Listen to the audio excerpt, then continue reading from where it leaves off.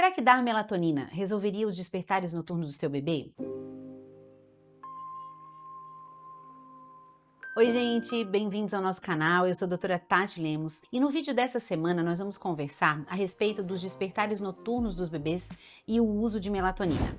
A gente sabe que a privação de sono, a gente ficar sem dormir, é uma técnica de tortura e principalmente nos primeiros meses de vida, quando o sono dos bebês é bem desorganizado, a família e sobretudo a mãe, né, acaba sofrendo muito junto com a criança. Até porque depois de dias, se eles quiserem, eles podem dormir e a gente normalmente não consegue. Buscar uma solução rápida é o que as pessoas têm recorrido e por isso acabam recorrendo muito ao uso da melatonina, muitas vezes sem receita, sem conversar com seu pediatra, mas é importante a gente pensar se isso é seguro e se essa estratégia resolve. Para começar, é importante a gente entender que a melatonina ela é um hormônio, ela tem uma função ligada ao início da indução do sono e ela, ao ser liberada, nos ajuda o nosso corpo a entender que é hora de dormir. Nos bebês a melatonina é praticamente ausente e ela vai aumentando a produção conforme eles crescem. A luz solar e as telas, elas também inibem a secreção desse hormônio, deixando a gente mais aceso sem perceber o nosso cansaço. Por isso que é tão importante desligar as telas pelo menos 1 hora antes da gente deitar e deixar esse ambiente assim ficando mais escuro conforme o dia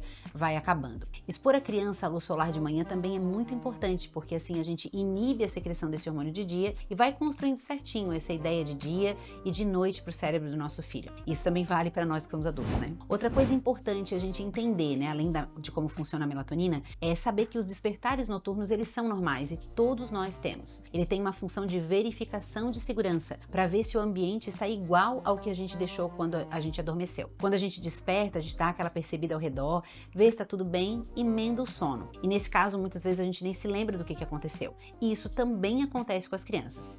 Mas vamos pensar comigo, imagina que você está dormindo no quarto e você acorda no banheiro. O que você ia fazer? Naturalmente a gente voltaria para o quarto para dormir, porque foi lá que a gente dormiu. Mas quando um bebê dorme no colo da mãe ou no seio materno e acorda no berço sozinho e ele começa a ter consciência disso, ele começa a querer voltar para o lugar onde ele dormiu. E a melatonina, ela não vai ajudar nesses casos, você entende? Porque ela não ajuda na dificuldade de associação do início do sono do bebê. E essa é a principal causa de problema do sono dos nossos pequenos. Dar autonomia para eles iniciarem o sono é que é a solução.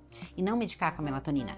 Porque além de não resolver a situação, a gente ainda pode ter alguns efeitos colaterais, né? Por exemplo, sonolência durante o dia, tontura, dor de cabeça. E cabe ressaltar que a melatonina sintética, que é o remédio que a gente acaba recorrendo, né, muitas vezes associado a manter os hábitos que inibem a produção da nossa melatonina, especialmente aqui eu tô falando, por exemplo, o uso de telas antes de dormir, ele vai acabar sendo assim 1 a 1 e a gente vai acabar perdendo esse jogo. Em alguns casos, a melatonina ela pode sim ser bem indicada, isso é a minoria dos casos, e quando isso é necessário, antes da gente usar a medicação, é preciso ajustar as rotinas. Outras vezes, a gente tem que lembrar que nós podemos ter outros problemas de saúde associados. Por exemplo, a hipertrofia de adenoide, né, que ela vai causar uma obstrução da respiração pelo nariz, que vai atrapalhar o sono, causando um monte de despertares noturnos e um sono mais agitado. Então, avise o seu pediatra se a criança ronca ou se ela respira pela boca. Essa é a primeira coisa que a gente sempre tem que afastar. Existem também crises convulsivas noturnas, né, que precisam ser descartadas.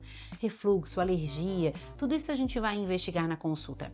E também não podemos esquecer que alguns casos, na verdade, a gente até não tem um problema, né? Os despertares do bebê seriam normais, a gente está comparando o nosso filho com o filho do vizinho, do primo, do influencer, né? E temos que cuidar com esse excesso de informação e de comparação, porque isso pode acabar trazendo para nós uma sensação de que nós temos um problema que não era real e a gente recorrer a medicamentos para resolver problemas ou processos, né, na verdade, que são naturais. Então acolha o seu bebê, acerte as rotinas e desconfie de soluções mágicas e rápidas. Converse sempre com seu pediatra para descartar problemas de saúde que podem estar afetando o sono do seu filho, isso é o mais importante. E quando a gente pensar, né, no uso de medicamentos, melatonina ou outros medicamentos para o sono, é importante a gente sempre, primeiro, acertar as rotinas desse sono do bebê, acertar as rotinas da família e muitas vezes procurar um médico especialista em medicina do sono. Essa é uma especialidade também na pediatria e ela muitas vezes vai resolver de verdade toda essa situação. O vídeo, gente, não é pra gente normalizar o não dormir. Não é para a gente romantizar o fato de uma criança que de repente tem realmente muitos despertares noturnos, que tem um sono super agitado, não é nesse sentido, mas é para a gente entender que os medicamentos não substituem processos naturais e essa construção da autonomia do sono, a gente entender por que o bebê está despertando, a gente afastar problemas de saúde que precisam ser corrigidos ou as rotinas do sono que precisam ser arrumadas antes da medicação é muito mais importante e mais saudável e mais seguro para as nossas crianças, tá? O meu desejo é que vocês todos aí durmam bem. Aqui nos comentários conta pra gente como é que tem funcionado aí com você e a gente vai construindo isso juntos. Até o próximo vídeo.